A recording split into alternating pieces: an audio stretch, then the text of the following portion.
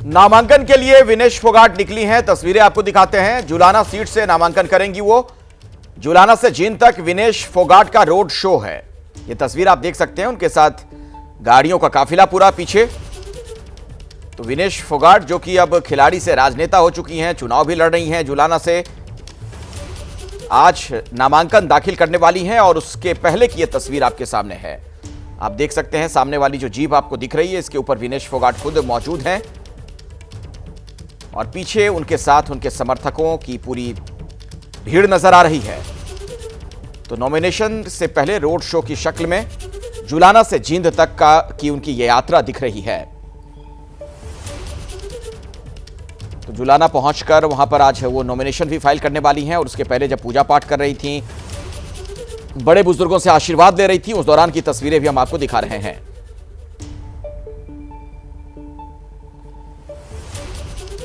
तो हरियाणा का जो रण है उसमें दिग्गजों के नामांकन की पूरी प्रक्रिया अब शुरू हो चुकी है। हर रोज आप लगातार वो तस्वीरें देख रहे हैं।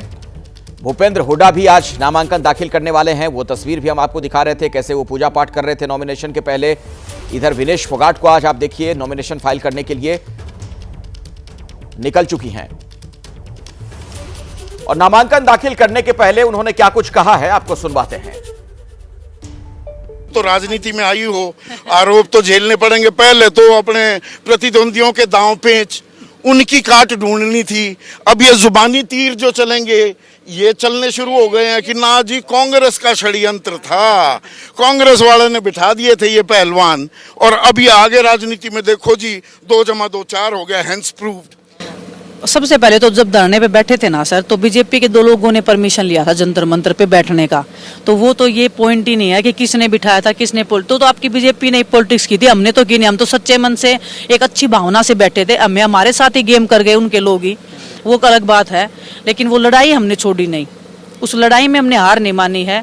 और आने वाली जनरेशन को हम बोल सकते हैं कि देखो हमने लड़ाई लड़ी, लड़ाई का रिजल्ट क्या हुआ हमें नहीं पता है। हमने लड़ी है, लड़ रहे हैं और मरते दम तक लड़ेंगे। जब तक ये लड़ाई खत्म नहीं होगी ना, तब तक तो हम नहीं मरेंगे। हम इन दुश्मनों से, जो बड़े बड़े दुश्मन, उनसे कैसे लड़े? हमें वो इतनी ताकत नहीं हो रही है ना, उनसे लड़ने के लिए भी तो हमें भी तो ताकत चाहिए ना। हमें भी तो कोई जो वो बैक सपोर्ट ले रहा है बीजेपी का, हमें भी तो कुछ ऐसे चाहिए ना। सब तो सांसद भी रहे हैं, अब उनका बेटा सांसद हो गया। वो तो कह रहे हैं कि ये विनेश आरोप लगा रही है, अगर मैंने ऐसा किया होता मेरे मुंह पर थप्पड़ मारती। थप्पड़ क्यों ना मारा उस टाइम?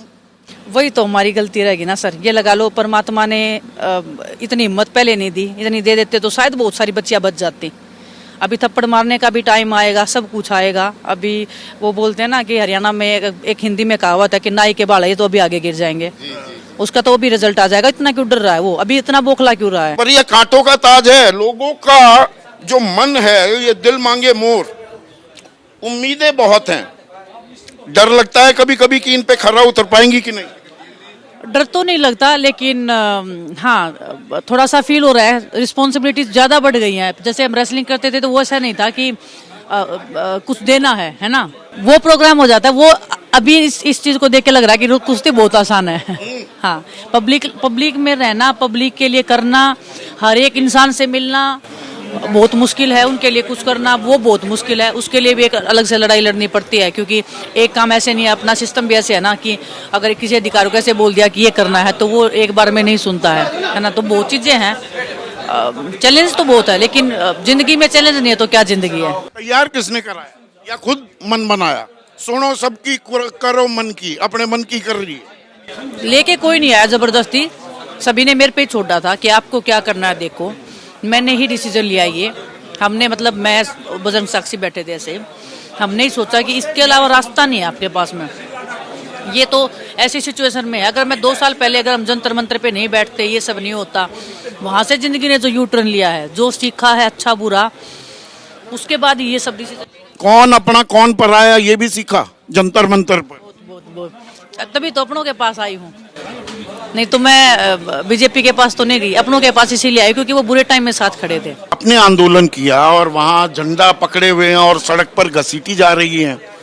सरकार की तरफ से कहीं कोई संपर्क नहीं सदा आपके साथ? मैं बात की, लेकिन समझौता करना चाह रहे थे। किसने बात की थी?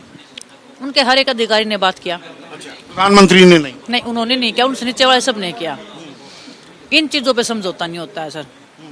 समझौता होता है खाने पीने की चीजों पे, पानी की चीज पे, या घर पे, या समझ रहे हो, ये इज्जत का सवाल। ये इज्जत का सवाल है। ये बहुत बड़ी बात है। हम एज ए लड़की मैं बता सकती हूँ, ये बहुत बड़ी बात है।